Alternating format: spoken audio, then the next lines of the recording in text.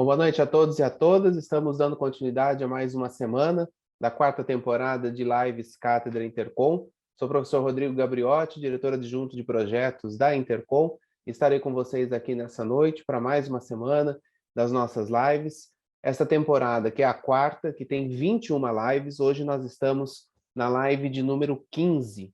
Então, essas lives começaram, na verdade, no ano de 2020, quando a pandemia chegou, veio o distanciamento social e havia uma necessidade de que houvesse as atividades para que nós, pesquisadores, que não poderíamos ter os encontros presenciais, de alguma forma, dessemos uma forma de ter esses encontros. E aí surgiu, então, a ideia de organizar essas lives. Teve uma primeira temporada, essa primeira temporada foi um sucesso, atendendo pedidos, as lives foram continuando, e nós estamos hoje, então, na quarta temporada.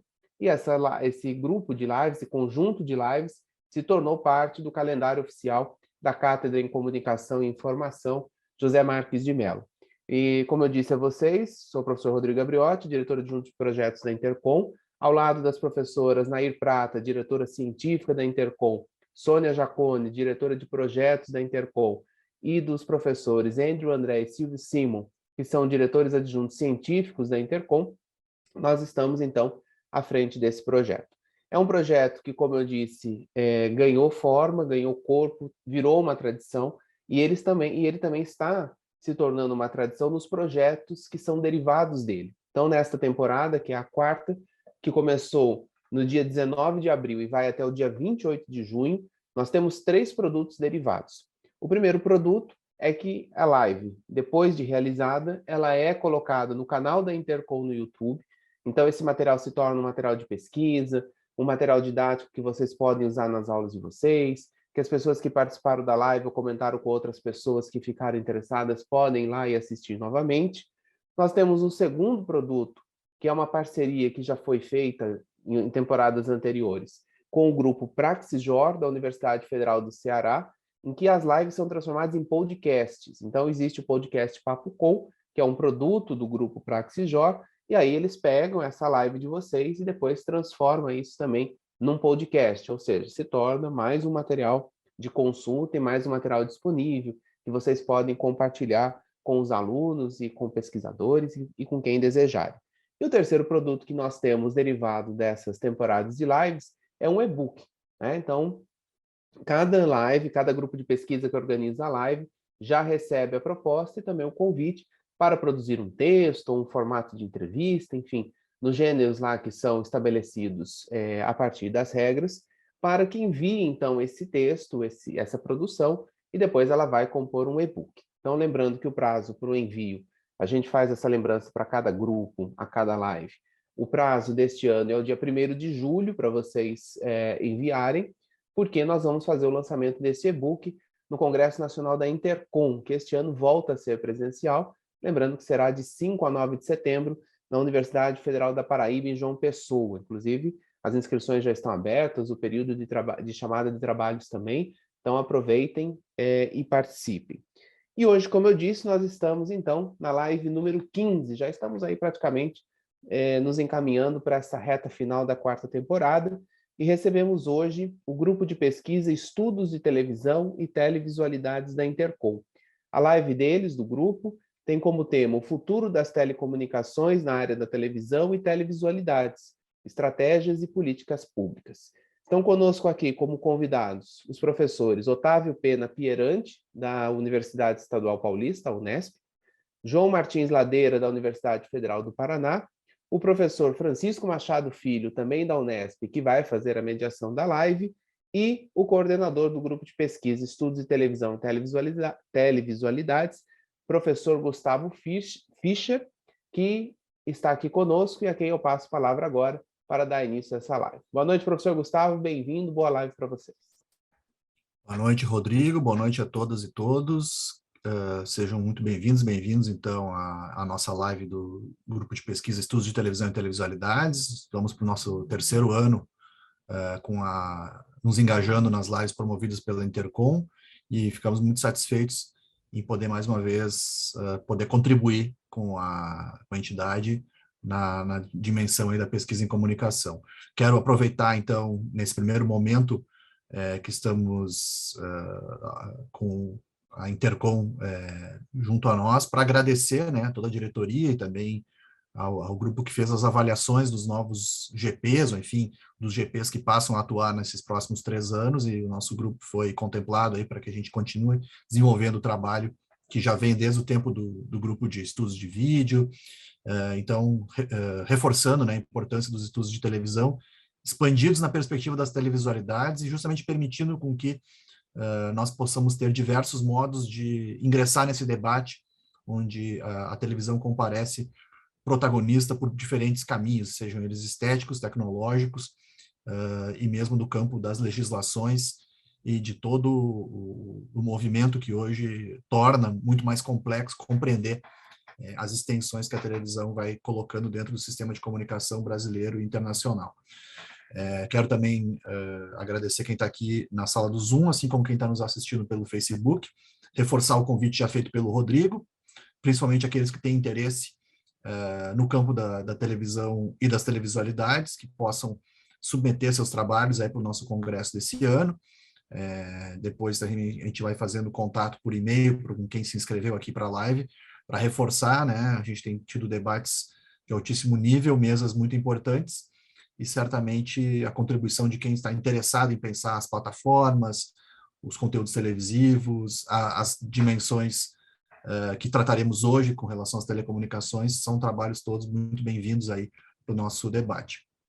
Hoje, então, conforme já anunciado, temos o nosso tema discutindo essa dimensão do futuro das telecomunicações na área de televisão e televisualidades, estratégias e políticas públicas, e vamos contar, então, com o professor Otávio Pierante, da Unesp, e o João Ladeira, né, da Universidade Federal do Paraná, já foi nosso colega na Unicinos também. O professor, eu vou fazer uma apresentação mais sucinta. O professor Otávio, ele é professor do programa de pós-graduação em Mídia e Tecnologia da Faculdade de Arquitetura, Artes e Comunicação da Universidade Estadual Paulista, mas também tem ampla experiência, né, nessa discussão das telecomunicações, participando de diversos grupos de trabalho e diversos cargos de gestão também nesse âmbito. O professor João Ladeira também, trabalhando no campo da televisão e das audiovisualidades. Ele é professor atualmente nos cursos de comunicação da Universidade Federal do Paraná e autor do livro Imitação do Excesso, Televisão, Streaming e o Brasil. Muito obrigado aos dois aqui pela presença. Passo para o professor Francisco Machado Filho, que é um interessadíssimo nesse debate e, portanto, foi devidamente escalado para fazer essa mediação. Francisco, muito obrigado. Te passo aí a palavra para a gente começar a ouvir os nossos convidados e conversar.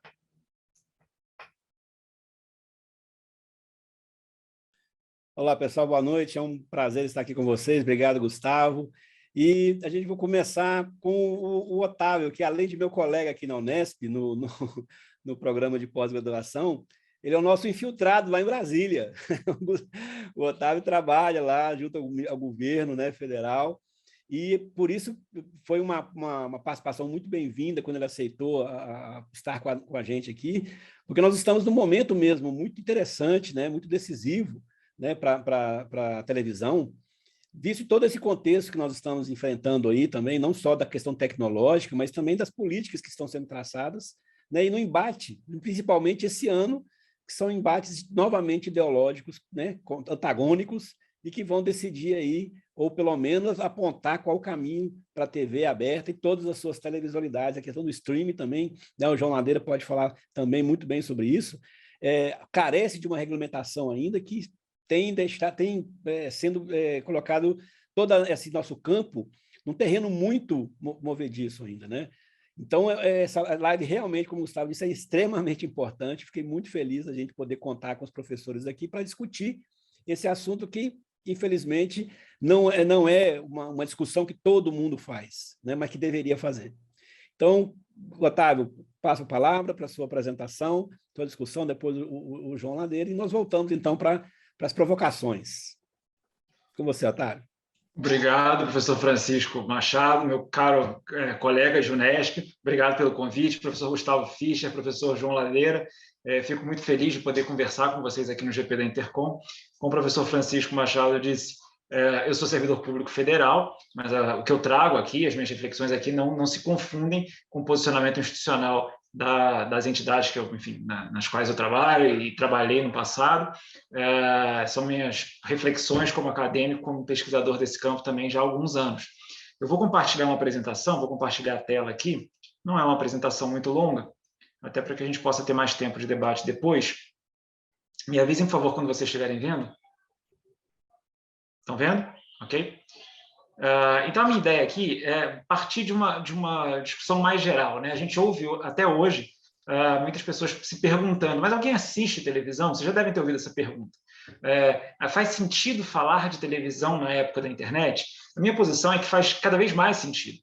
Continua fazendo muito sentido. A televisão, digamos, modelo clássico, né? A televisão tal como essa que está aí no centro da sala, continua sendo muito presente na realidade brasileira. Além disso, as novas possibilidades em termos de distribuição de audiovisual são cada vez mais presentes, e tratar deste tema é absolutamente relevante, continua sendo absolutamente fundamental. Mas não basta a minha opinião, é preciso justificar essa opinião, é preciso amparar essa opinião em fatos concretos, em números, que me parecem necessários de serem abordados. Agora foi. Eu queria começar falando um pouco de Europa. Como é a televisão hoje na Europa? Deixa eu só minimizar aqui as janelas. Pronto, agora sim consigo ver minha apresentação inteira. Então, parto dessa discussão de como vai ser o amanhã. Para a gente discutir como vai ser o amanhã, como tem sido esse amanhã, ou seja, como é o presente hoje da televisão. Esses estudos, esses primeiros slides, são baseados em estudos da European Broadcasting Union, uma entidade que reúne principalmente emissoras públicas europeias. E essa entidade, que congrega emissoras nos mais diferentes países da Europa e alguns países da África, ela vem acompanhando o tempo dedicado à televisão. E aí a gente vê que de 2015 para frente, o tempo dedicado por um europeu, em média, aumentou. O tempo dedicado à televisão. Então, hoje, existe aí temos aí uma média diária de 3 horas e 43 minutos dedicada por um europeu à televisão do seu país, né? Esse segundo gráfico, mais claro, ele mostra sempre o público do que a gente chamaria de faixa etária mais jovem, entre 15 e 24 anos. Então, o primeiro é um gráfico geral, uma linha geral, e o segundo é um recorte específico para essa faixa etária entre os 15 anos e os 24 anos.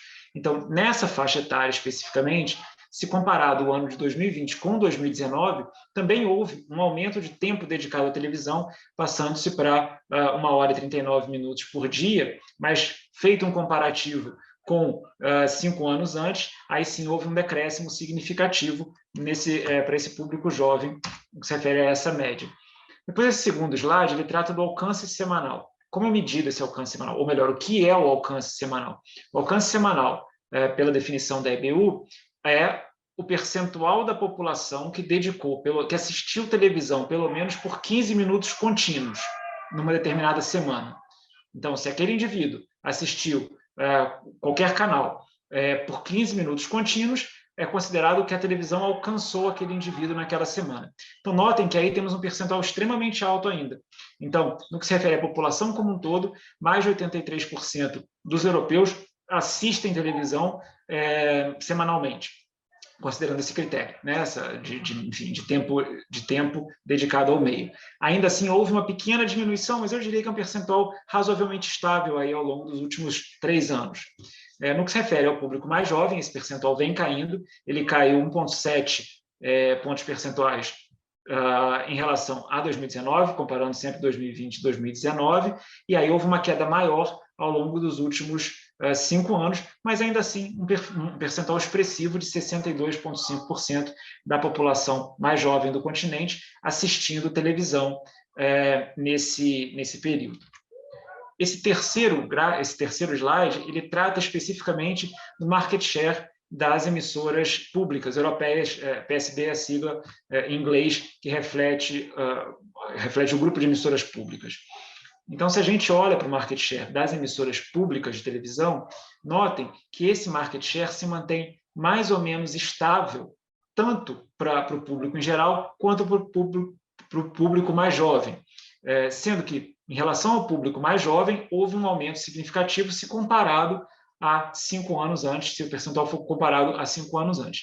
Então, no que se refere ao público em geral, as emissoras públicas europeias têm aí um market share de 24,6%, um leve aumento em relação ao ano anterior, e em relação ao público jovem, existe um market share de 17,7%, que aumentou significativamente, aumentou mais de 2 pontos, mais de 2,5 pontos em relação a 5 anos antes na Europa. Então, notem que esses percentuais, alguns desses percentuais vêm caindo, outros se mantêm estáveis e há leves acréscimos em relação a alguns desses indicadores, mas notem que todos eles ainda são percentuais, ainda são indicadores bastante relevantes. Vamos falar um pouco de América Latina, então. Durante quanto tempo um cidadão residente na América Latina costuma se dedicar à televisão no seu país? Esse é um estudo recém-divulgado, divulgado há menos de um mês pela Cantar Ibope, que trata do tempo médio dedicado por um cidadão nesses países ao meio televisão. Notem que esse tempo médio é extremamente alto na Argentina, então um argentino, um residente na Argentina, dedica cerca de, ou em média, 6 horas e 16 minutos diariamente à televisão. Se a gente calcular em função do dia completo, né, das 24 horas, a gente vai ter aqui um quarto, 25% do seu tempo, mais de 25% do seu tempo, dedicado à televisão. Né? A gente poderia fazer alguns descontos em relação ao tempo de sono e tal, mas notem que esse é um total bastante expressivo. Mesmo no Brasil, esse total ainda é muito expressivo. Então, em média, um brasileiro, um residente no Brasil, melhor dizendo, dedica 5 horas e 37 minutos do seu tempo, em média, ao meio televisão. Notem que o Brasil, nesse comparativo envolvendo 9 países, o Brasil está mais ou menos numa posição intermediária, mas ainda assim é um total de horas, é um tempo bastante superior ao padrão europeu, que era de 3 horas e pouco, como a gente viu ali no primeiro slide. Esses dados são um pouquinho anteriores, são dados de 2019, e aí temos um comparativo por macro-região brasileira. Então, notem que em 2019, na região norte, o residente na região norte costumava dedicar 6 horas e meia do seu dia à televisão, ou seja, assistir a televisão durante 6 horas e meia do seu dia, em média. Em 2019, o tempo médio era de 6 horas e 17 minutos dedicados à televisão. Notem que esse tempo caiu ao longo dos últimos 3 anos, caiu cerca de 40 minutos se a gente fizer a comparação com o estudo mais recente da Cantar Ibope. Ainda assim, é um total de horas bastante expressivo. Ou seja, os brasileiros estão dedicando um pouco mais de 20% do seu tempo, do tempo do seu dia, ao meio televisão. Estão se dedicando mais de 20% do seu dia para assistir televisão. O estudo recém-divulgado pela Cantar Ibope também chama atenção para alguns percentuais bastante interessantes e que tendem a nortear a discussão daqui para frente, já norteiam, em parte, a discussão sobre a televisão e o futuro da televisão e, de alguma forma, tendem a nortear também as nossas pesquisas. Vou tratar de uma agenda de pesquisas ali um pouquinho mais para frente, já mais para o fim dessa apresentação. Os percentuais são esses. Em 92% das casas, a TV é a principal tela, ou seja, aquela TV, aquele aparelho de televisão que nós temos pendurado na parede, em cima de um móvel, ainda é a principal tela para 92% dos domicílios brasileiros. 65% das pessoas assistem a conteúdos em vídeo em casa diariamente. Então, 65% da população brasileira, quase 2/3 da população brasileira, continua assistindo vídeo na sua casa. Durante 79% do tempo dedicado ao vídeo, as pessoas assistem canais lineares, ou seja, os canais tradicionais de televisão aberta, os canais tradicionais de televisão por assinatura. Então, quase 80%, quase 4/5 da população brasileira continua dedicando a maior parte do seu tempo, não aos vídeos que são distribuídos muitas vezes online, em grandes plataformas, mas sim aos canais tradicionais, aos canais com os quais a gente se acostumou a conviver ao longo, enfim, das nossas vidas. Em 4 anos, o percentual de pessoas com TV conectada no Brasil saltou de 27% para 57%, um aumento bastante expressivo e que acompanha o processo de digitalização da televisão no Brasil. Esse percentual tende a continuar crescendo, cada vez mais as pessoas terão aparelhos de televisão em casa que são ligados à internet, e aí, claro, as possibilidades de uso desse aparelho vão ser determinadas pelas possibilidades da internet, ou melhor, pela qualidade do acesso à internet naquela localidade em específico. Então, não é todo mundo que tem uma TV conectada que consegue fazer uso de toda a sua potencialidade. Muitas vezes, essa potencialidade, na prática, é restringida em função da qualidade do acesso à internet na localidade em que esse nosso cidadão vive. Vamos falar um pouquinho de ABC. A ABC tem motivado uma parte significativa dos pesquisadores nos últimos anos, e me incluo nesse grupo, eu tenho escrito sobre a ABC, tenho pesquisado a ABC, e aí um primeiro dado que eu queria chamar a atenção é o percentual do orçamento da ABC dedicado a investimentos.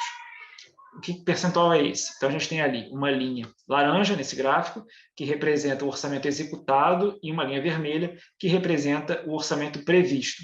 Esse gráfico compõe ou integra um artigo que publiquei recentemente, não tenho aí o ano, mas na verdade 2021, foi publicado pela revista EPTIC. Então, o que esse gráfico apresenta de interessante? Notem que de 2020, ou melhor, de 2016 em diante, de 2014 em diante, a EBC vem tendo menos de 5% do seu orçamento dedicado a investimentos. Grande parte do seu orçamento é dedicado à folha de pessoal, uma parte significativa também a custeio, a manutenção, digamos assim, e uma parte muito pequena a investimentos novos, a investimento em conteúdos novos, a investimento em nova infraestrutura. Esse é um percentual muito baixo, se a gente imaginar que a EBC opera num segmento altamente competitivo, em que ela tem que disputar a audiência com outros atores, e esse percentual do orçamento vale não apenas para a TV, vale também para as emissoras de rádio, vale para a agência da EBC, para as agências da EBC. Então, é um percentual que caiu significativamente ao longo do tempo. A capacidade de realização de novos investimentos por parte da EBC é bastante diminuta, vem caindo ao longo do tempo, e isso é preocupante no que se refere à consolidação de um sistema público de comunicação no Brasil. Ainda que a EBC não seja o único meio de comunicação público, né, ou melhor, o único meio que integra esse sistema público, daqui a pouco eu falo um pouquinho desse sistema, mas a EBC tem um papel relevante na estruturação desse sistema. E essa baixa disponibilidade de orçamento para investimentos é preocupante. Vocês devem estar acompanhando uma discussão, já nos últimos anos, relacionada à perspectiva de privatização da EBC. Eu costumo dizer que a perspectiva de privatização da EBC, ou melhor, que a privatização da EBC não deve acontecer num horizonte muito curto. Não vou entrar em muitos detalhes, esses dados são públicos, tem aí a fonte, inclusive. Para que se privatize uma empresa pública no Brasil, é necessário que o governo federal encaminhe uma série de procedimentos que passam por estudos, consulta pública, uma manifestação do TCU e assim sucessivamente. Notem que sequer a etapa de estudos foi concluída ainda no caso brasileiro, no que se refere à privatização da EBC. Ou seja, ainda é um processo muito inicial. E já aconteceu em várias situações de empresas entrarem, digamos assim, ou a privatização de empresas começar a ser discutida e depois essas empresas serem retiradas do grupo de empresas que podem ser privatizadas. Então, essa é uma discussão muito embrionária no Brasil, não existe uma perspectiva de curto prazo de privatização da EBC, considerando-se a regulamentação vigente hoje no país para a privatização, para a desestatização, melhor dizendo, de empresas públicas, né? Lembrando que a privatização é uma das formas de desestatização, essa possibilidade ainda é um tanto quanto distante. Um ponto importante, aí já entrando na agenda de pesquisa e caminhando para o fim dessa minha fala inicial, para que a gente tenha mais tempo de debate, eu comentei que a EBC tem um papel relevante na estruturação do sistema público de comunicação no país. Que sistema público é esse? Muitas vezes a gente não tem a real dimensão de quão capilarizada é a comunicação pública no Brasil. Então, trago aí alguns números extraídos da base oficial, mantida pela Anatel, está disponível no site da Anatel, inclusive, qualquer um pode fazer essa mesma pesquisa, mas existem no Brasil hoje mais de 190 geradoras de televisão educativa, mais de 230 geradoras de TV da União, considerando a EBC, Senado Federal, Câmara dos Deputados e STF, considerando as emissoras que estão no ar, tá, gente?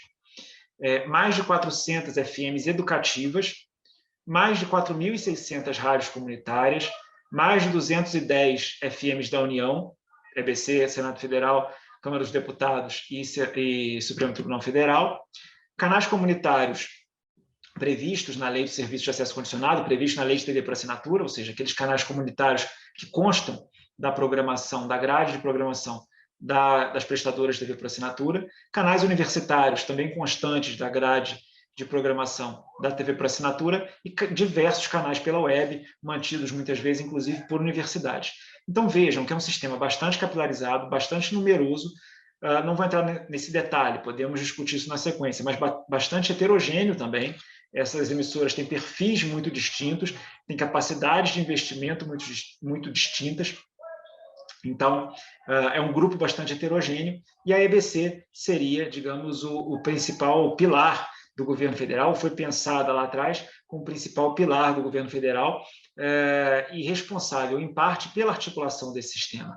E essa articulação desse sistema ainda avançou pouco historicamente. Ainda é necessário dar muitos passos no que se refere à estruturação dessas emissoras como um sistema, ou seja, como um todo integrado, como um todo que dialoga entre si. Esse, a meu ver, é um dos grandes desafios da comunicação pública no Brasil.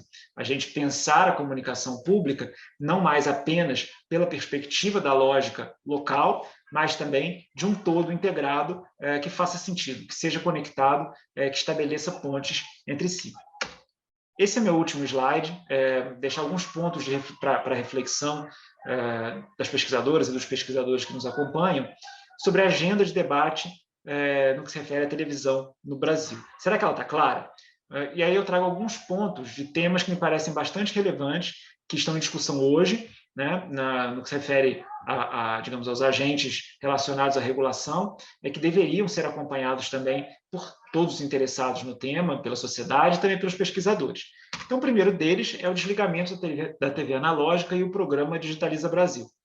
Então, vocês sabem, a gente está numa fase de transição da televisão analógica para a televisão digital. E aí, vamos pensar em números redondos, tá? Vamos pensar no nosso universo aí de 5.500 municípios brasileiros, mais ou menos 1.300 municípios já concluíram esse desligamento. São os maiores municípios do Brasil e alguns muito próximos deles. Tá? Mais de quase 4.200 municípios ainda não concluíram o seu desligamento.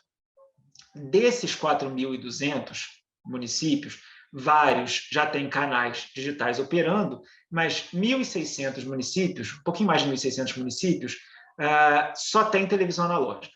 E que municípios são esses? São 1.600 municípios que reúnem mais ou menos 22 milhões de residentes, ou seja, municípios onde residem 10% da população brasileira.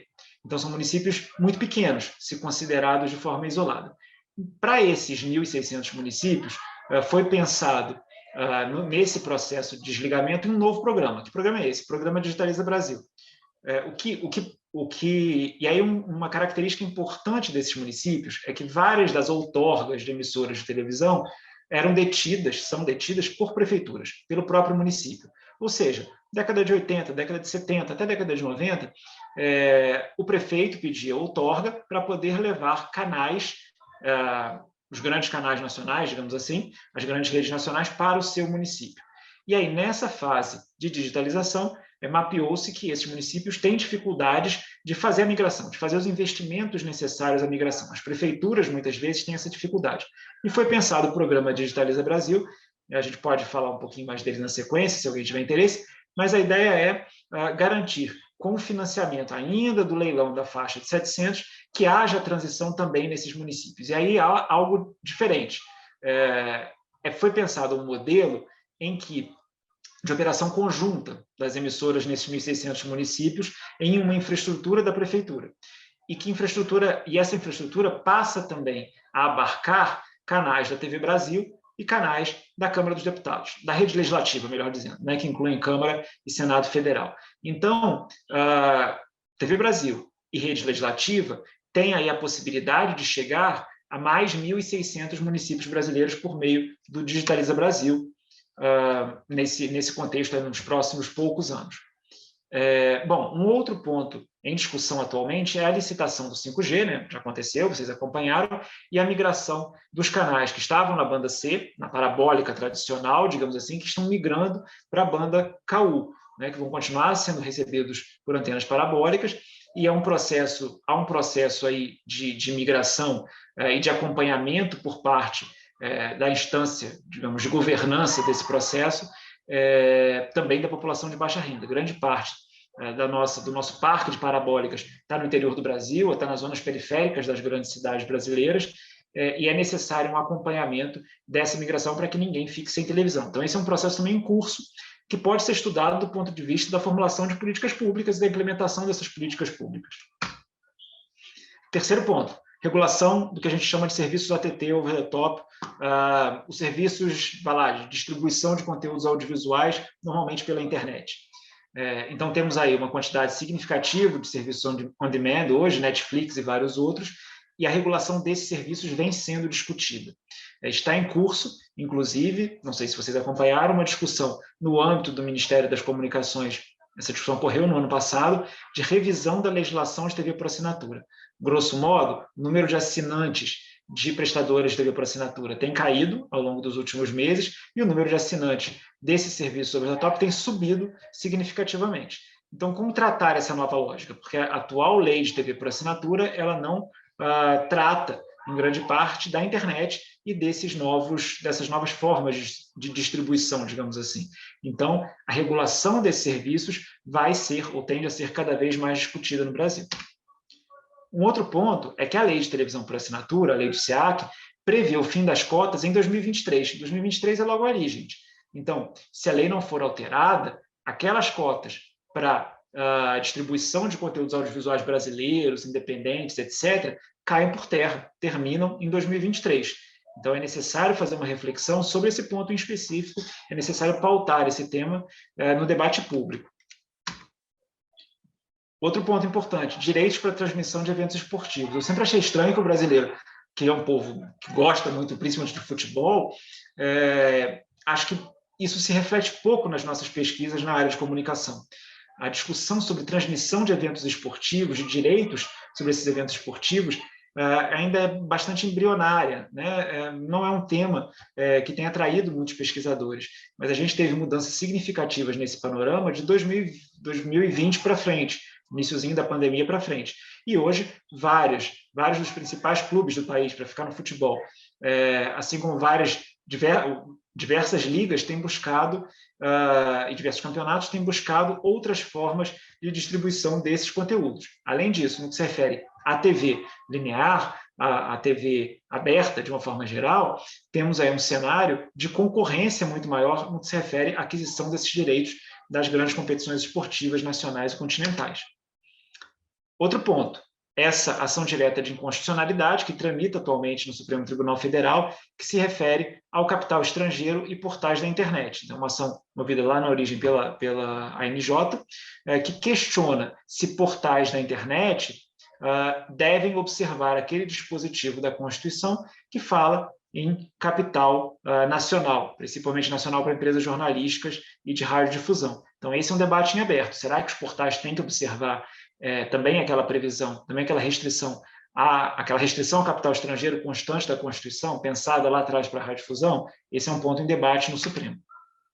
Por último, a OCDE e boas práticas regulatórias para as comunicações. Então, o Brasil vem já há mais ou menos 6, 7 anos tentando ingressar na OCDE, uma entidade internacional, ou melhor, uma organização internacional que vocês bem conhecem, e para ingressar na OCDE é natural que o Brasil dialogue com as perspectivas, com as propostas da OCDE nas mais diferentes áreas econômicas. Em 2020, no fim de 2020, a OCDE publicou 2 estudos sobre as comunicações no Brasil e fez uma série de pontuações bastante interessantes e bastante progressistas em relação à radiodifusão, melhor, a comunicação no Brasil. Então, por exemplo, a OCDE ressalta a necessidade de que exista um sistema público de comunicação autônomo, com garantia de financiamento, um sistema público que respeite a comunicação comunitária, um sistema que preveja a concorrência entre as diversas emissoras, uma série de outros pontos. Então, a OCDE apresentou esse posicionamento, essa defesa, com a qual o governo brasileiro vai ter que dialogar, se quiser continuar o seu processo de entrada na OCDE. Isso significa que a palavra da OCDE, a lei, ou seja, que o governo tem que necessariamente incorporar? Não, mas significa que o governo federal tem que refletir sobre as colocações da OCDE. Então, me parece que esse relatório, disponível no site da OCDE, depois eu posso deixar o link se alguém tiver interesse, mas esse relatório disponível no site da OCDE também é uma referência importante para pesquisadores na área da comunicação. A gente deve acompanhar esse posicionamento da OCDE como uma sinalização daquilo que seria, na visão da organização, mais interessante para as comunicações brasileiras num curto prazo. Eram essas minhas considerações iniciais. Tentei ser o mais breve possível para que a gente tenha aí mais tempo de debate. Professor Francisco, devolvendo a palavra.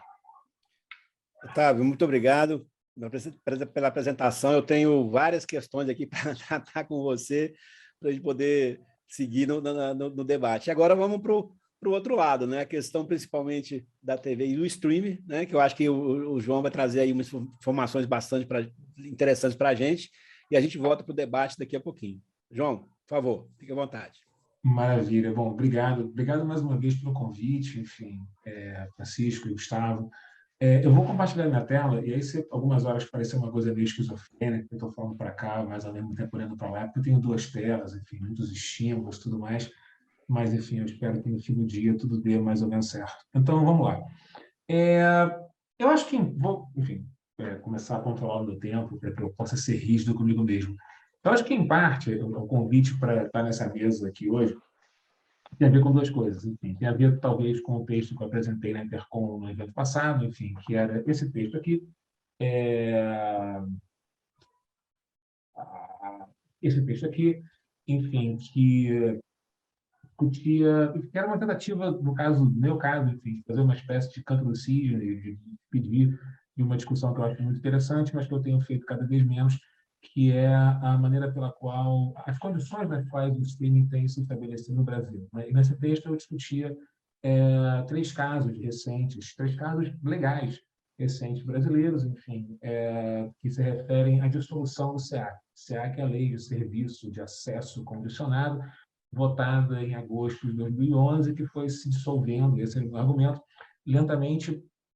Basicamente, o meu argumento era que ela começava a se dissolver no dia seguinte em que ela tinha sido promulgada. Então, um caso quase esquizofrênico, mas o Brasil é assim, ele tem relações um pouco esquizofrênicas com as coisas às vezes.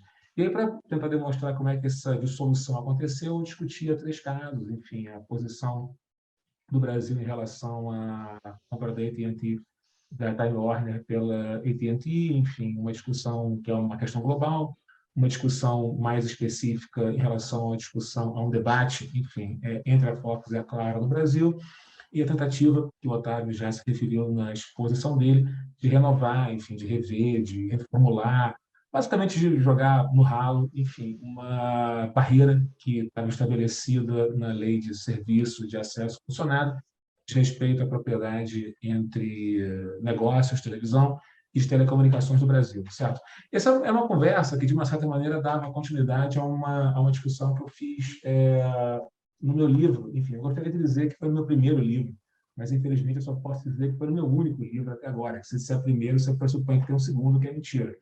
Que se chama, eu vou falar bem devagar agora, para que todo mundo possa anotar, se chama Imitação do Excesso, televisão, streaming e o Brasil. Vou repetir, para todo mundo ter tempo aí de procurar no Google e na Amazon e fazer a sua aquisição. Se chama Imitação do Excesso, televisão, streaming e o Brasil. E tem a ver com uma história, enfim, ou melhor, uma arqueologia da maneira pela qual o streaming se estabeleceu no nosso país especificamente, uma comparação sobre como é que isso aconteceu no resto do mundo e como é que foi a história no Brasil. A história do Brasil é a história de uma imitação do excesso, certo? E aí esse artigo meio que fechava essa questão, porque o Brasil é uma questão importante para mim, para todos nós, por razões mais ou menos óbvias, mas eu queria conversar menos sobre isso hoje, para conversar mais sobre o cenário global, certo?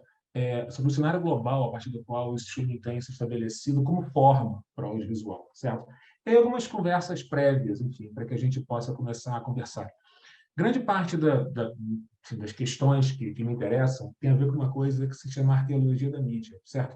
Que, em resumo, tem a ver com a tentativa de imaginar como é que os meios se constituem e se reconstituem, certo? A parte do pressuposto é que o meio de comunicação, no momento em que ele está no seu auge, ou pelo menos aparentemente no seu auge, ele já começa, de uma certa maneira, a dar sinais da sua própria transformação, da sua própria reformulação, da sua própria reorganização, certo? Isso foi desenvolvido da maneira que eu mais gosto por um camarada que chama-se Zygmunt Zelensky, que publicou um livro que eu adoro, chamado Audiovisions, que apareceu aqui nas minhas abas do Chrome, que eu não vou fechar agora, que se eu fechar e abrir vai ficar uma zona danada, não vou conseguir mostrar meu PowerPoint tão legalzinho que eu fiz, certo? Mas a provocação que eu queria trazer para essa conversa de hoje é basicamente o seguinte: isso pode parecer contraintuitivo e, ao mesmo tempo, contra o bom senso a princípio, mas, enfim, nada que a gente possa pensar que não vá contra o bom senso é válido a princípio, certo? É de que tem basicamente duas formas, duas questões hoje em jogo no que se refere à tentativa de estabelecer o streaming como sendo uma forma para a imagem, certo? E eu vou tentar explicar daqui a pouquinho o que significa esse negócio que se chama uma forma para a imagem. Tem basicamente dois grandes tipos de empresas, de operações, de corporações, de negócios de streaming hoje, de atividade. Aquelas que se referem, se associam ou se aproximam a corporações de telecomunicações e aquelas que carecem dessa conexão, aquelas que não se referem, não se associam, não se aproximam a serviços de telecomunicações, certo? Isso pode parecer, e a razão pela qual eu digo que isso parece, por definição, contraintuitivo, é que se a gente está discutindo, ou se a gente pretende discutir a imagem, a palavra telecomunicações pareceria contraintuitiva a princípio, certo? Ela teria a ver com telefonia, teria a ver com tráfego de dados, enfim, teria a ver com internet em alta velocidade. Isso pode ou não ter a ver com a imagem, com o audiovisual, com o cinema, com a televisão segmentada e aberta. Mas o argumento é que isso não é só importante, isso é, de uma certa maneira, cada vez mais essencial, certo? Cada vez mais o audiovisual se torna alguma coisa que depende tão intensamente das redes de conexão em alta velocidade, leia-se a internet, que essa conexão não pode ser ignorada. E no mundo que nós vivemos hoje, a conexão em alta velocidade é alguma coisa que diz respeito às corporações de telecomunicações, certo? São elas que, de uma certa maneira, controlam essas redes, administram essas redes, têm a propriedade sobre essas redes. São essas empresas que, de uma certa maneira, de alguma forma, se conectam, administram, controlam, enfim, o recurso que é absolutamente indispensável para que exista, enfim, o canal, a via que permite que a imagem trafegue mundo afora. Então, curiosamente, o audiovisual se descobre, de alguma forma, como sendo um anexo, como sendo alguma coisa mais ou menos importante em relação a esse universo, certo? Então, essa provocação que, de uma certa maneira, eu faço, enfim, de que a gente precisa levar a sério esse elo. Deixa eu dar um exemplo, e a gente deve levar a sério, de uma certa maneira, essa divisão em dois grandes tipos de empresas. Vou dar um exemplo em relação a isso. Eu tinha colocado dois, enfim, mas eu tirei o segundo e mantive só o primeiro, porque o segundo era tão complicado, que a gente já está aqui ainda na hora da janta discutindo isso. O primeiro exemplo que eu gostaria muito de poder conversar, mas demandaria mais tempo, tem a ver certamente com as aventuras, enfim, de uma empresa de telecomunicações periférica, enfim, mundo afora.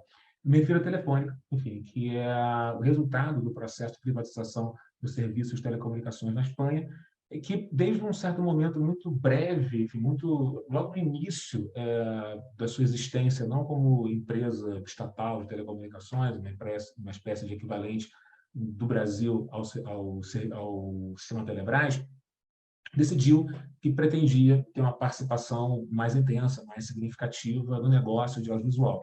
E fez isso em vários lugares mundo afora, enfim, na Espanha inicialmente, adquirindo participações em uma série de serviços de televisão via satélite, enfim, se expandindo para a América Latina de maneira muito significativa, tentando, de uma certa maneira, entrar no Brasil, que foi uma experiência, digamos assim, não muito bem-sucedida, pelo menos no que se refere ao audiovisual. Enfim, a Telefônica comprou parte importante do negócio de telecomunicações brasileiro, mas, enfim, se aventurou na propriedade de um serviço de televisão por assinatura brasileiro, enfim, que era propriedade da Abril, e que se desdobrou numa discussão jurídica complicada, embolada, que, enfim, daria muito trabalho para a gente reconstruir aqui agora. Esse é um bom exemplo de uma empresa de telecomunicações de um ambiente periférico, enfim, um país periférico da União Europeia, que, de uma certa maneira, se estendeu ao mundo afora e tentou, de uma certa maneira, se diversificar. Outro exemplo que é mais simples e mais visível tem a ver com uma corporação de telecomunicação americana, certo? Norte-americana, localizada no centro, enfim, não, enfim, nas outras regiões do globo, que tentou, através de uma série de... E essa é uma história mais anedótica, e anedótica até menor, que tentou, eu explico ela no meu livro com alguns detalhes, que tentou, de uma certa maneira, ocupar um lugar, enfim, nesse universo de plataformas, de serviços de imagem, enfim, através de um aplicativo que, desde o seu momento zero, tinha problemas com conteúdo, tinha problemas com a maneira pela qual se localizava o material disponível, tinha problemas com software, tinha uma série de questões que tornaram, de uma certa maneira, ele, não diria inviável, mas, assim, insignificante, certo? E ele desapareceu tão rápido quanto surgiu. Esse é um bom exemplo, porque isso ilustra, em alguns momentos, a maneira através da qual essa conexão é, digamos assim, não muito bem sucedida, certo? As experiências começam e rapidamente se encerram. Em outros contextos em que essa experiência de fusão, de associação, de conexão entre esses dois mundos são intensamente bem sucedidos, certo? E a gente precisa, de uma certa forma, perceber o que tem acontecido no que se refere à tentativa de remediar a televisão. E aí, agora, nessa segunda parte da minha conversa, eu queria falar especificamente sobre dois casos. Enfim, mais uma vez, são dois casos globais. Enfim, cada um deles se refere a conexões não como essas que eu falei inicialmente, nessa primeira metade da minha exposição, que são, enfim, mais colaterais, porque, de uma certa maneira, elas acontecem em lugares do mundo menos importantes, mas sim experiências que são, de uma certa maneira, mais ou menos centrais. Eu vou me referir, na segunda parte da minha conversa, ao caso da Comcast, que é uma empresa de telecomunicações essencial no ambiente norte-americano, mas que, ao mesmo tempo, conseguiu se diversificar de maneira muito significativa nesse ambiente do audiovisual. A Comcast é proprietária da NBC, enfim, que é basicamente sinônimo com rede de televisão, enfim, com broadcast desde o instante que ele surge, enfim, até ao longo de boa parte da sua história, e também proprietária dos estúdios do que foi, num certo momento, os estúdios da Universal, o que é uma história interessantíssima. E, ao mesmo tempo, a experiência da AT&T com a compra da Warner Media, da Time Warner, enfim, que posteriormente acaba terminando sendo renomeada como Warner Media, e que são dois exemplos muito curiosos de como é que esses negócios de audiovisual se aproximam muito dos negócios de telecomunicações. Então, se a gente fosse separar em dois grandes grupos, é mais ou menos como se a gente pudesse imaginar, de um lado, enfim, algo como a Warner Media e a Comcast, de um lado, e, do outro lado, enfim, empresas menos conectadas a esse universo das telecomunicações. O Paramount, a Disney, especificamente. O caso da Disney é, de uma certa maneira, emblemático, porque ela é, por definição, uma empresa, enfim, um conglomerado midiático, enfim. E o que é interessante é que o que acontece quando se pensa nessa remediação da televisão, e aí surge mais um conceito que também é importante para mim, enfim, a ideia de que os meios, de uma certa maneira, emulam, imitam, retomam, reconstroem meios pregressos, enfim, eles, de uma certa maneira, se associam ao seu próprio passado, trazendo no presente características de meios que existiam anteriormente. Quando os serviços de streaming tentam, de uma certa maneira, se afirmar no mundo que nós conhecemos, eles remediam, de uma certa maneira, a televisão, certo?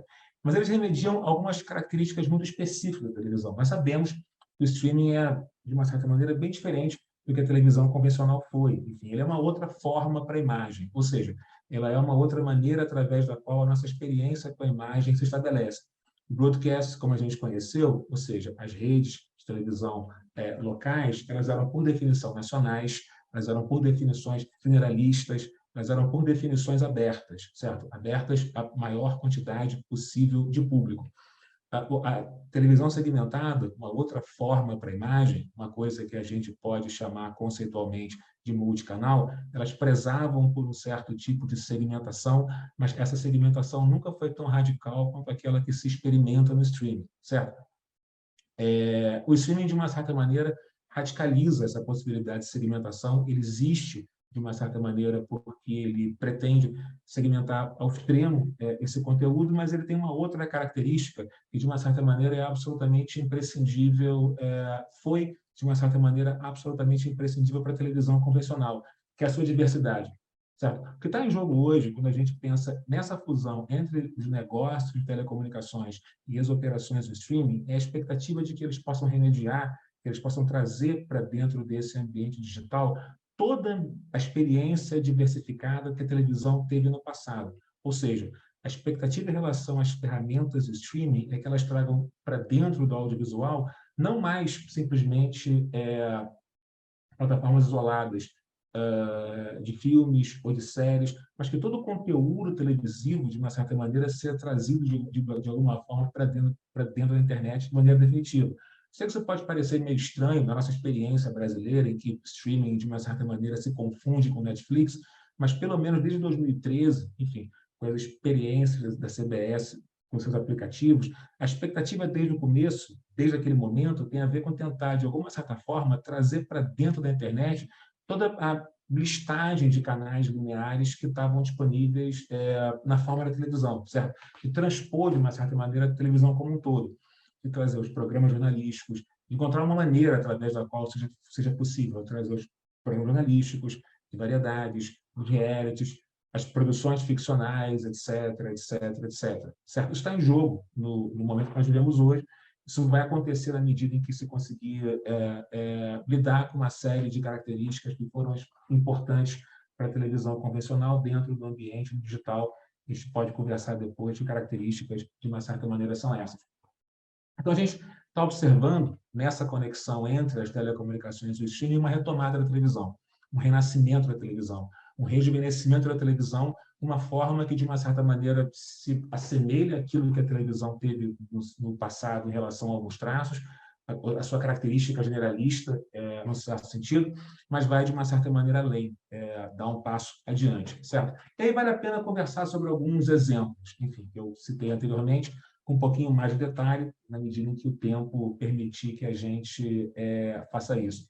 Eu queria me ater a um caso, enfim, que é, de uma certa maneira, quase anedótico, certo? Mas que ilustra, de uma certa forma, esses embates para trazer para dentro do streaming aquilo que existiu em outras plataformas.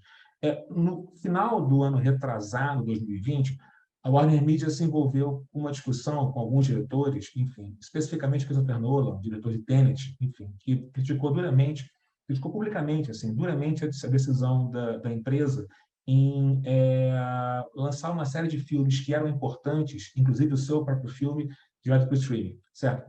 Isso parecia, de uma certa maneira, para a corporação algo imprescindível, e aí isso tinha a ver com questões sanitárias, enfim, era no meio da pandemia, não tinha vacina, não tinha nada, mas também tinha a ver com uma decisão particular, enfim, com a crença muito intensa de que o streaming era importante, que ele deveria ser implementado de qualquer jeito, enfim, de alguma forma, para ser mais educado. Enfim, a Warner Media tinha contratado um sujeito que tinha sido responsável pelo Hulu, que era uma plataforma importante, uma das primeiras plataformas de streaming que surge logo quando a Netflix surge, enfim, e era um sujeito que tinha uma crença muito intensa de que isso seria importante, certo?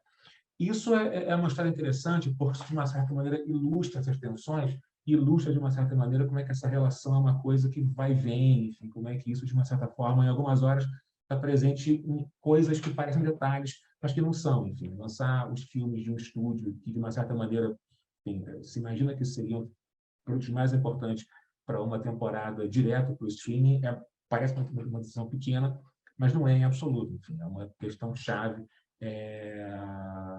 para o negócio, enfim, empurrar para o aplicativo da HBO esses conteúdos ou lançar eles no cinema, eles têm uma repercussão, visibilidade muito maior, não é uma coisa qualquer, é uma decisão absolutamente crucial. Enfim, é só acompanhar a discussão que a gente está tendo sobre o Top Gun agora, que está sendo apontado como sendo a ferramenta que pode permitir que o cinema ressurja, porque há muito tempo não se via um espetáculo de tanta repercussão, ilustra de uma certa maneira mais ou menos isso que a gente está dizendo, certo? Então, esse é um caso pontual, certo? Outro caso pontual tem a ver com a aposta final ou pelo menos aquilo que a Comcast acha que vai ser a aposta final para transpor de maneira radical a televisão, enfim, como a gente conheceu para o streaming, que é o seu aplicativo, enfim, a sua ferramenta, que é o resultado de uma série de experimentos com uma série de outras ferramentas ao longo do tempo. No livro discuto as primeiras experiências da Comcast com o streaming, enfim, através de uma ferramenta que parecia insignificante, que se chamava Stream, enfim, um ensaio prévio com uma plataforma que se chama Xfinity, que durante um momento foi a primeira tentativa de qualquer corporação de telecomunicações de se relacionar com esse tipo de formato. E o Peacock, enfim, que até o momento o retrato mais bem acabado dessa lógica, enfim, lançado também há 2 anos atrás, enfim, que tem a ver com essa tentativa de recuperar a televisão no digital. Só que tem uma coisa que é curiosa, que o que está em jogo aqui não é só a televisão, certo? Como nós conhecíamos previamente. Tem a ver pontualmente com a possibilidade de que se distribua, se produza e se distribua conteúdo exclusivo, certo? O conteúdo exclusivo, de uma certa maneira, faz parte daquilo que define esse tipo de segmentação. Então, tem algumas coisas que a gente pode, de uma certa maneira, sistematizar essa conversa, certo? A primeira existem formas para o audiovisual que se sucedem. São podcast, multicanal, streaming. Cada um deles tem características específicas que herdam alguns traços anteriores. Tem alguma coisa no streaming que recupera a televisão, especificamente a televisão, no seu caráter mais geral, enfim, a possibilidade que essas ferramentas possam agregar todo o universo de temas e assuntos e formatos com qual a televisão lidou dentro dele, mas tem uma coisa que é muito específica a essa aposta mais contemporânea em relação ao streaming, que é esse universo da exclusividade, certo? Essa ideia de que algumas coisas implicam uma segmentação que é tão radical, que, em última instância, definem o exclusivo como se ele fosse uma espécie de audiovisual invisível, certo? E por que invisível? É pela seguinte razão. A experiência da televisão tinha a ver com oferecer para a maior quantidade possível de pessoas a possibilidade que todos nós víssemos as mesmas coisas, víssemos as mesmas imagens, experimentássemos, de uma certa maneira, os mesmos estímulos, certo? Questão que é absolutamente essencial para a formação, enfim, de um tipo de massa, de um tipo de organização que se pauta por essa ideia de massa. Só que a perspectiva de exclusividade que o streaming estabelece com os seus serviços, que contém, de uma certa maneira, produções que devem permanecer pela maior quantidade possível de tempo, absolutamente inacessível para o restante do público, é tão radical, é como se uma parcela, e aí eu não falo de uma parcela qualquer, mas uma parcela significativa desses conteúdos, se tornassem invisíveis, se transformassem no material invisível, enfim, ao qual os assinantes têm acesso, certo? Mas o resto do público, por definição, vai estar excluído. Claro, isso não é uma exclusividade do streaming. Enfim, a própria ideia de que assinantes tenham acesso àquilo que não assinantes jamais verão é parte da experiência de segmentação, enfim, na televisão, como eu já falei anteriormente, mas muito antes dela. Mas o que está em jogo aqui é uma quantidade muito grande de material, é um excesso radical de material, e a maneira pela qual a experiência entre aquelas pessoas que, de uma certa maneira, lidam com esses serviços, lidam com esses recursos, e a experiência daqueles que não lidam com esses recursos é tão diferente, que é como se eles estivessem, de uma certa maneira, habitando em territórios midiáticos, habitando em territórios audiovisuais desconectados, enfim. E aí, a minha provocação que eu queria, de uma certa maneira, trazer para a discussão é que é quase como se isso resultasse numa espécie de lógica do segredo, certo? É quase como se, de uma certa forma, a comunicação audiovisual, a produção audiovisual se transformasse, quando você considera públicos distintos, segmentos radicais, enfim, que se pautam por esse tipo de segredo, por esse tipo de carência de acesso. Então, se eu pudesse, me caminhando para o final, enfim, se eu pudesse, de uma certa maneira, fazer uma conclusão em relação a esses traços todos, eu diria, enfim, que a conexão entre telecoms e streaming se pauta por essa simbiose entre as redes digitais e a imagem, certo? Isso produz, de uma certa maneira, mais imagens, um grau que nós não tínhamos até então presenciado, e essa produção de mais imagens, esse excesso se pauta por uma lógica de segmentação radical que torna parte da produção audiovisual, parte da produção cultural, invisível para segmentos da população. Enfim, estabelecendo uma coisa que eu gostaria de pensar, gostaria de chamar como sendo uma espécie de lógica do segredo. Enfim, quais são as possibilidades? Então, esse é um ambiente, certo? Isso é a descrição de um ambiente, isso é a descrição de uma forma que o streaming talvez venha a ter à medida em que ele amadureça. Qual a possibilidade para regulamentação sobre essa forma que surge? Eu acho que é muito escassa, porque a gente lida com um formato que é, por definição, radical, por definição, inovador.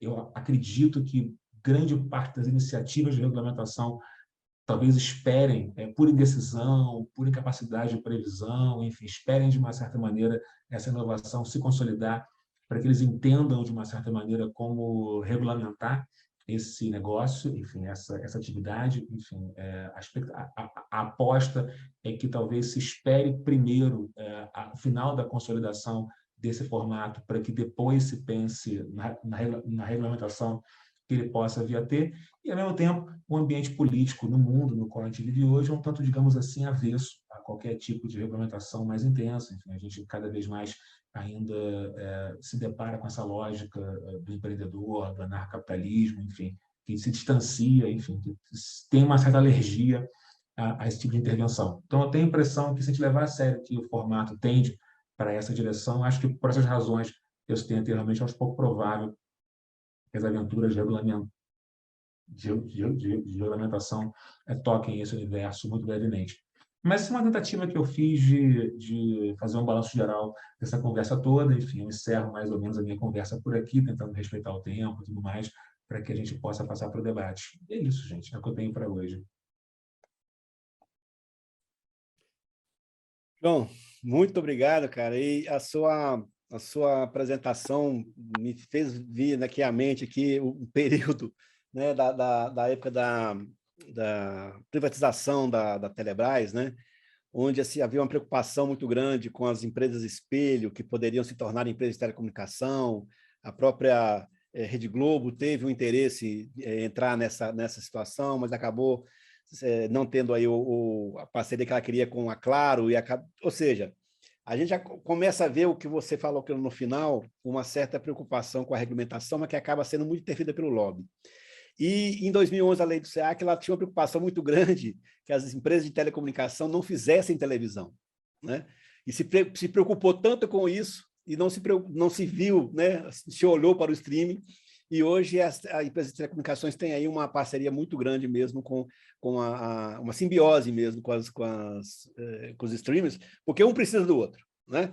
A pessoa quer mais internet de maior qualidade na casa dela, porque ela quer pegar um sinal melhor, o 4K da Netflix, por exemplo. Então, assim, Otávio e João, eu vou fazer uma pergunta para os dois, porque, para mim, é o que parece que está se apontando como tendência no futuro bem próximo, né? Do nosso modelo aqui. Nós estamos vendo o seguinte, que a televisão aberta, a radiodifusão, ela tende a sair dos grandes centros e ir para o interior do estado, né? Essa própria preocupação agora do leilão do 5G e a banda Cauê exatamente para isso, por conta disso. Ao mesmo tempo, surge o streaming nesses grandes centros, mas ele tem uma limitação, não só de estrutura de rede, como também de valor, para as pessoas poderem acompanhar os streamings. Há um custo muito elevado, né? Eu vi uma reportagem que, se você assinar todos os canais disponíveis no país hoje, você gasta em torno de R$240, R$250, assinando todos os players de streaming. É mais barato do que alguns planos de TV por assinatura. Mas se as pessoas se queixam da TV por assinatura por conta do preço, por conta da falta, às vezes, de conteúdo, né, mais personalizado, isso acaba acontecendo também. Esse hábito está sendo replicado também nesses streams, né? Então, nós temos uma falta de regulamentação que ela acaba sendo muito prejudicial, porque, no primeiro momento, as operadoras de streaming se aproveitam dessa falta de regulamentação, para essa expansão e ganhar muito dinheiro com isso. E se não tiver uma regulamentação que proteja a radiodifusão, vai se tornar muito caro fazer televisão para esses grandes centros. Então, assim, eu acho que a regulamentação ela vai ter que vir a forceps mesmo, entendeu? De uma maneira muito dura, e às vezes ela acaba sendo aí, não, com certeza, não sendo a melhor para a população, porque sempre ela acaba se tentando privilegiar um determinado grupo, um determinado segmento, mas é uma situação que não vai dar para a gente ficar muito tempo. Por exemplo, nos Estados Unidos, as grandes empresas de telecomunicação têm participações nas empresas que produzem o conteúdo, né? E aqui o Castells tem um gráfico que ele apresenta todas as ramificações das empresas que fazem parte, né? A Apple tem um pouquinho da Microsoft, tem um pouquinho da Google, tem um pouquinho da Comcast, tem um pouquinho da TIT, e o Brasil não tem nada. O Brasil não tem nenhuma ligação com essas empresas, né? Nós ainda temos emissoras dogmáticas e familiares. Então, assim, a falta de regulamentação no Brasil está deixando muito claro que nós vamos ficar muito prejudicial. E aí eu falo a população como um todo, né? Não é a gente que pode pagar pelo streaming, é aquele pessoal que não pode pagar mesmo, né? Que depende da TV aberta e que vai ficar cada vez mais quando a TV aberta de qualidade duvidosa, né? Por conta do lobby, dessa falta de regulamentação. Então, como é que... Eu até colocaria mais um adendo aí na sua lista, Otávio, da questão da que a ABERT já deixou, né, já manifestou claramente o desejo dela acabar com a corrente sobre capital estrangeiro nas empresas de radiodifusão. Isso estava sendo muito debatido em 2020, da pandemia, parou um pouco agora, mas com certeza vai voltar no próximo governo, seja ele, né, o direito ou de esquerda. Então, assim, o problema dessa falta de regulamentação que eu vejo, aí a pergunta que eu faço para vocês, não é tanto assim a qualidade da televisão, o futuro da televisão, é a população, como é que a população fica, né? Como é que a gente, pesquisador de comunicação, que a gente estuda a relação dos meios com a sociedade, como é que nós vamos ficar num país sem uma legislação atual, sem uma legislação que coloque em primeiro lugar a população e não o interesse dos negócios das empresas? Como é que vocês enxergam essa situação? Fiquem à vontade. João, pode começar. Não, posso começar, se o Otávio quiser também. Enfim, como eu falei pela segunda vez, eu respondo pela primeira, que parece, de uma certa maneira, ser muito, muito lógico. Eu acho que isso retoma um pouco a conversa que a gente teve durante a exposição do GT, né? Enfim, o Brasil não tem clareza, enfim, em relação a como proceder com as suas leis. Ele nunca teve, enfim, clareza sobre como proceder com as suas leis, com as suas normas, como incentivar o seu mercado local, enfim.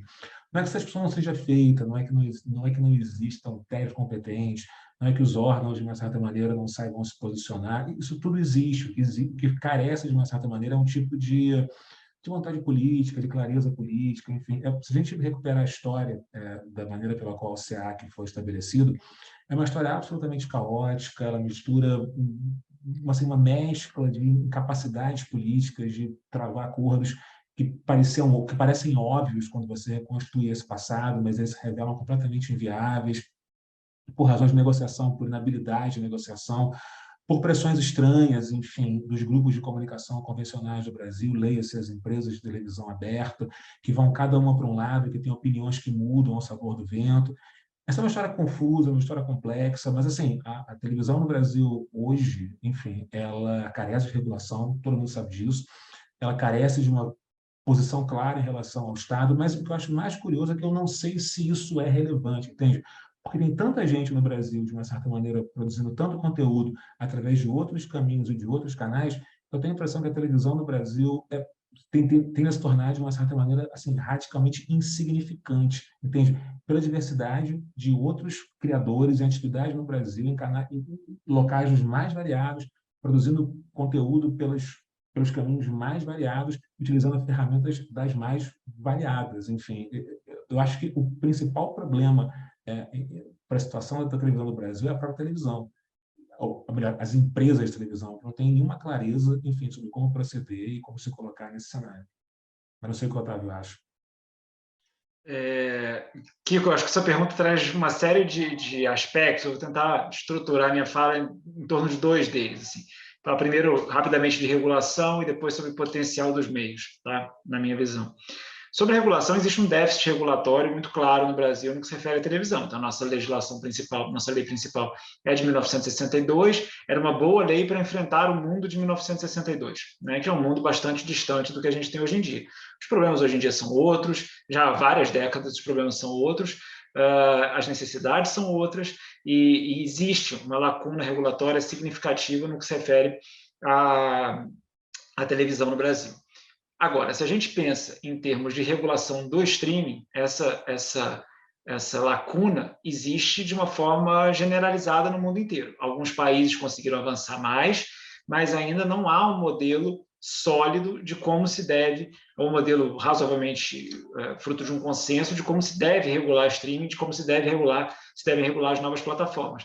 Existe, por exemplo, a diretiva da União Europeia, a VMS, existem uma série de regras, existem, por exemplo, cotas de conteúdo nacional na Europa, isso está previsto na diretiva local, mas ainda há muito a se discutir nesse âmbito específico. Então, esse é um debate em aberto. Então, aquela lacuna regulatória que tínhamos no caso da televisão aberta, se soma uma nova lacuna regulatória que existe no mundo inteiro relacionada às novas plataformas. Então, no que se refere à regulação, sucintamente, eu lançaria aí esses pontos. No que se refere ao potencial dos meios diversos, digamos assim, as formas de se ver televisão hoje, a minha aposta é que as redes nacionais de televisão continuarão sendo redes nacionais de televisão e continuarão sendo relevantes por um bom tempo.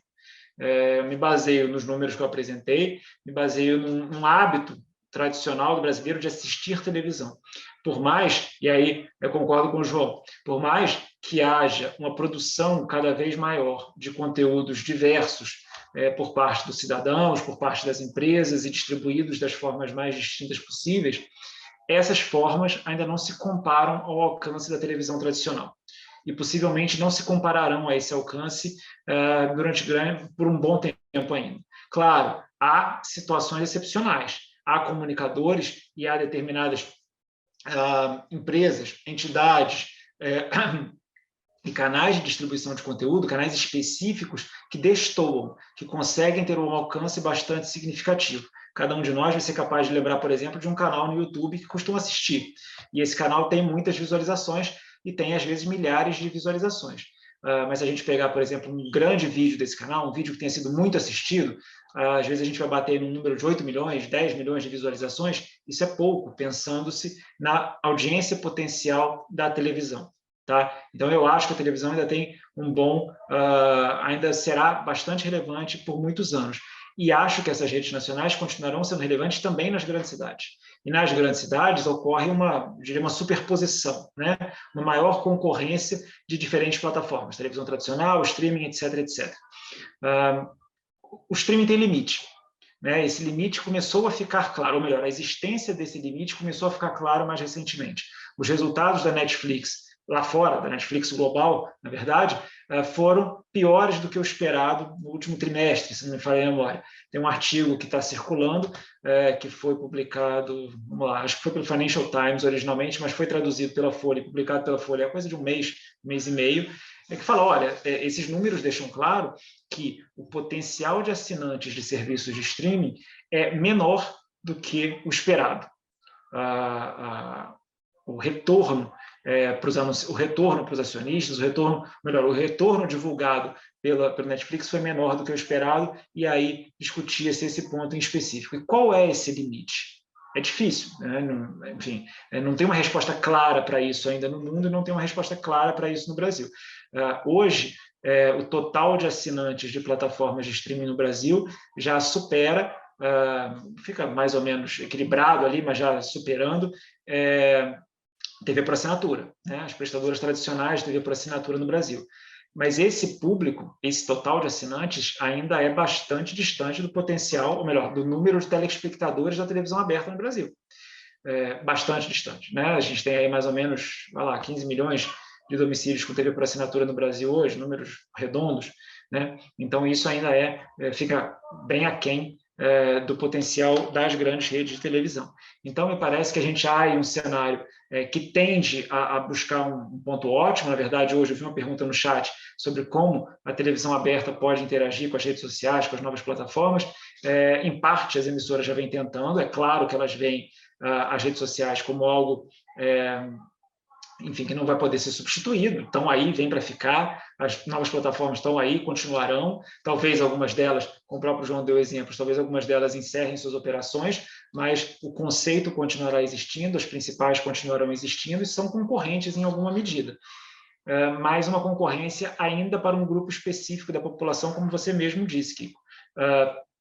A gente tem serviços de streaming que, se forem superpostos, se eu tiver que contratar diversos serviços de streaming, eu vou pagar mais do que eu pagaria pela TV por assinatura. Isso joga uma outra reflexão que deve ser feita por todos nós, a meu ver, que é a seguinte: qual é a minha capacidade como indivíduo, como cidadão, de consumir conteúdos audiovisuais? Eu tenho um limite, né? Todos nós temos o nosso limite. Quantas horas de limite? Faz sentido, por exemplo, eu ter 4, 5, 6 serviços de streaming em casa? Eu, pessoalmente, não consigo. Para mim, seria algo absolutamente inútil. Eu consigo ter 1, consigo ter 2, e mesmo assim assistindo muito pouco, considerando os meus afazeres no dia a dia. Vários de nós passam por essa mesma situação. E aí, quando a gente percebe que a gente não precisa ter 6 serviços de streaming, e a gente passa a focar em 1, passa a focar em 2, ou passa a focar em nenhum. Tem gente que não tem serviço de streaming, né? O número de assinantes, grande parte da população brasileira não tem acesso a serviços de streaming pagos. Então, esse também é um limitador significativo. O percentual do nosso tempo que desejamos dedicar a essas novas plataformas. Uma questão, eu vou trazer mais uma questão aqui, depois eu vou passar a palavra até para o Gustavo, para trazer perguntas que estão sendo feitas aí, né, no Facebook e no próprio chat nosso aqui. Mas uma questão que eu acho muito complexa é a gente colocar só, ou a maior parte dessa questão, na questão do público em aderir ou não à tecnologia, né, e tratar essas empresas como iguais, né, oferecendo conteúdos de comunicação. Por exemplo, a Netflix tem 50 funcionários no país. 50 funcionários. Se você pegar, juntar, somar os funcionários da Rede Globo, SBT e Bandeirantes, são 60 mil pessoas. Como é que você vai tratar empresas iguais? Há algum tempo surgiu aí uma notícia na internet que a Netflix já fatura mais que o SBT. Com 50 funcionários, né? Não é nem tão difícil, né? Você comparar com uma empresa que tem quase 30 mil, 20 mil funcionários, que produz, que paga impostos, que gera empregos do país.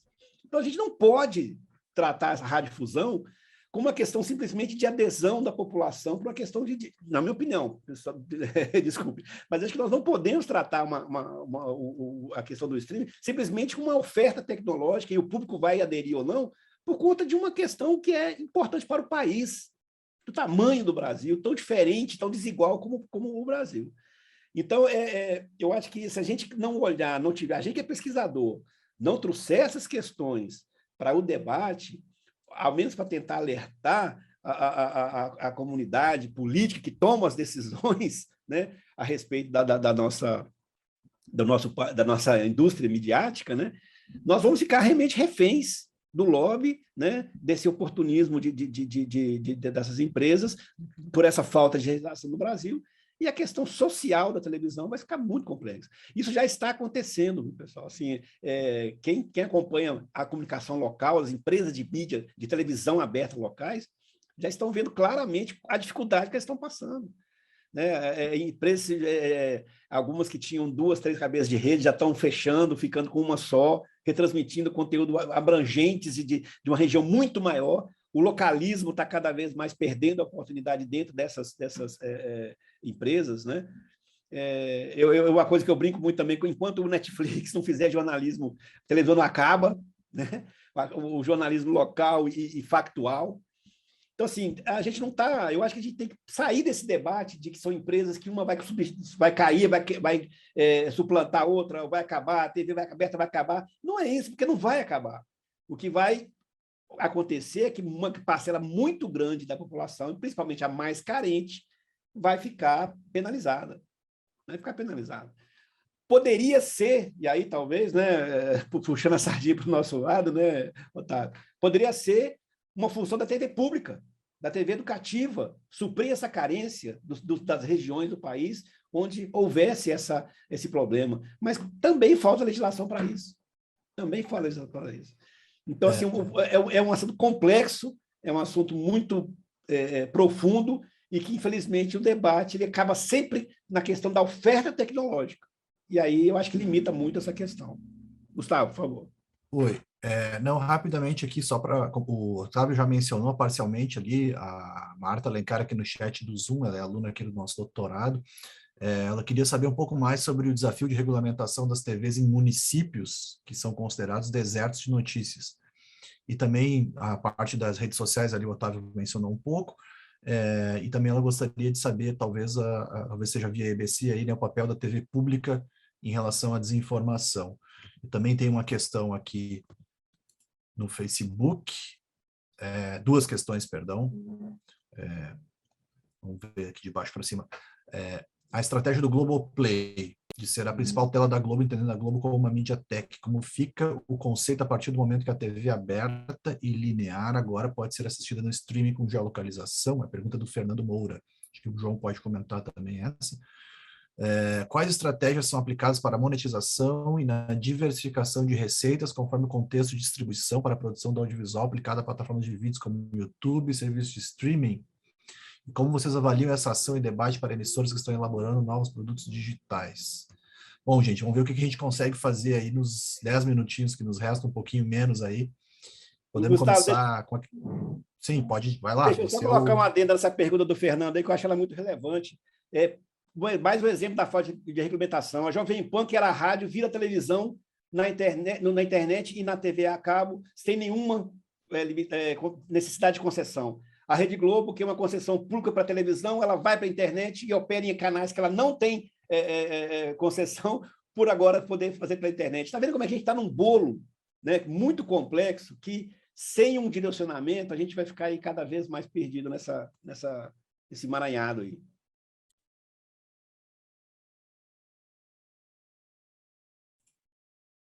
Ô, João, quem sabe começa por você aí. Pode ser, enfim, já abriu o microfone. Então, a teoria que o cara que abre o microfone é aquele que... Bom, a gente tem uma questão interessante. Enfim, a versão da Globo, com a aposta Globoplay, é um pouco a tentativa nacional, enfim, de fazer isso que eu mencionei que está acontecendo em outros lugares do mundo, ou seja, de transpor, de uma certa maneira, a televisão para a internet. No caso brasileiro, o interessante é que a iniciativa da Globo é a única iniciativa disponível para que se tente fazer algo como isso. As outras redes de televisão brasileiras elas não sabem, não têm interesse, não estão concentradas, estão dormindo, estão fazendo alguma outra coisa. Elas estão, de uma certa maneira, dando desdobramento à sua trajetória inicial. Enfim, a televisão nunca foi o objetivo principal, ela sempre foi um meio para um outro fim. E outro fim é esse, tem a ver com razões políticas, tem a ver com questões que a gente ainda demandaria um pouco mais de tempo para, de uma certa maneira, discutir.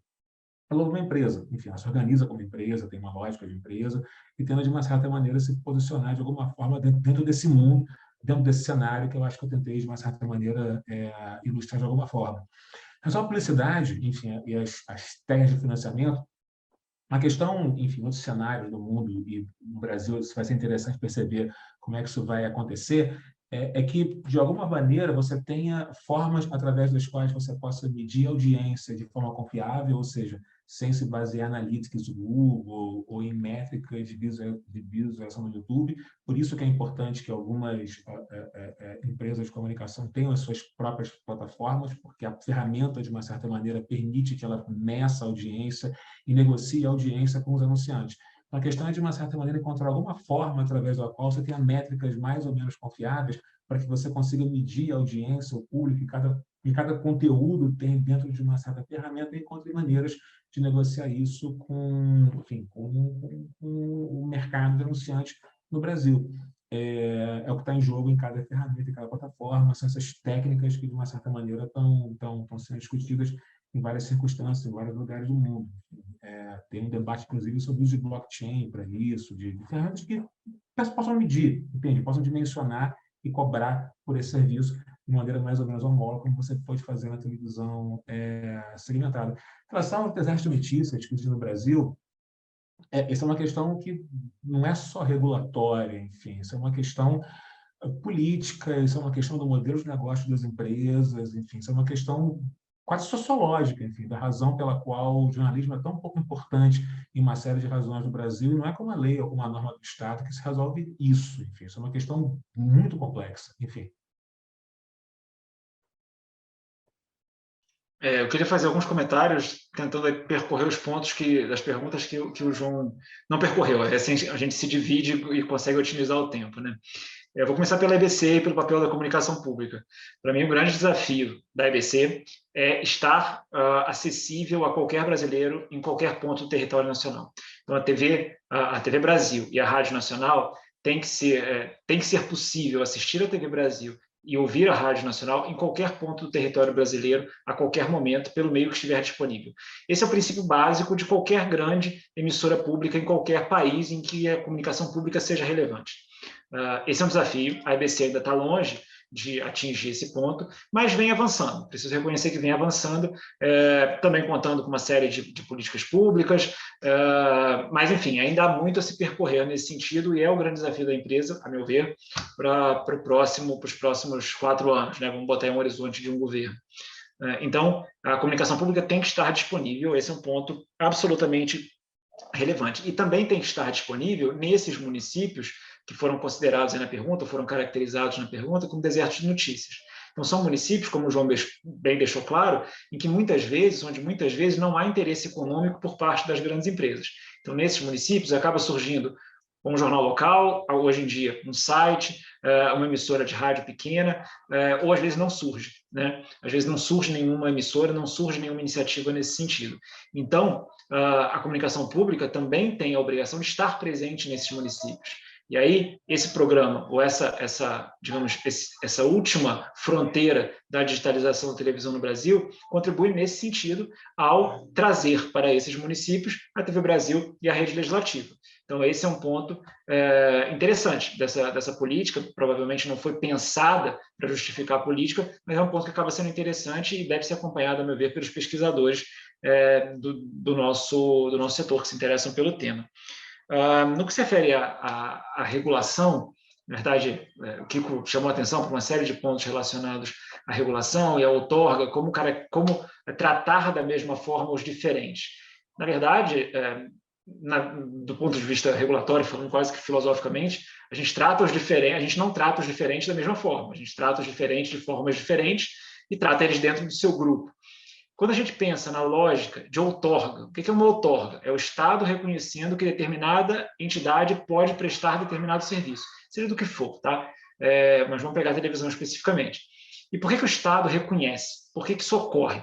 Uma das razões para se outorgar o serviço que for é o fato do recurso ser escasso. Ou seja, se todos quiserem prestar ao mesmo tempo, nem todos poderão, porque o recurso não permite isso. Esse é o caso das radiofrequências. Isso vale para a televisão aberta, isso vale para o rádio aberto, mas não vale para a internet. Na internet o recurso não é escasso. Então é por isso que uma emissora de rádio que tem outorga, etc., consegue migrar para a internet ou consegue também começar a distribuir seu conteúdo na internet sem maiores problemas no que se refere à outorga. Idem televisão, idem para uma emissora de televisão. Agora, esses conteúdos distribuídos pela internet, e esse é um dos grandes desafios para o nosso futuro breve também, esses conteúdos distribuídos pela internet devem estar sujeitos também a parâmetros regulatórios específicos. E quando a gente fala regulação, vale sempre lembrar, vale sempre bater nessa tecla, a gente não está falando de censura, a gente não está falando de vedação, a gente está falando de garantia de direitos fundamentais, a gente está falando de democratização de acesso aos mais diferentes conteúdos. Então, esses eram alguns pontos que, muito brevemente, me parece importante serem lançados também nesse debate. Muito bom. Já vou passar a palavra aqui para o Rodrigo, já apareceu ali com a câmerazinha ali, então sinal que alguma coisa vai acontecer. É o toque de recolher chegando. Tem 1 minuto ainda de lambuja, quer? Não, então eu só quero agradecer demais. Para mim foi um debate riquíssimo, né? Tanto o João que trouxe essa para mim, né? Foi uma questão pessoal, viu? Porque eu sou entusiasta do tema, como o Gustavo falou mesmo.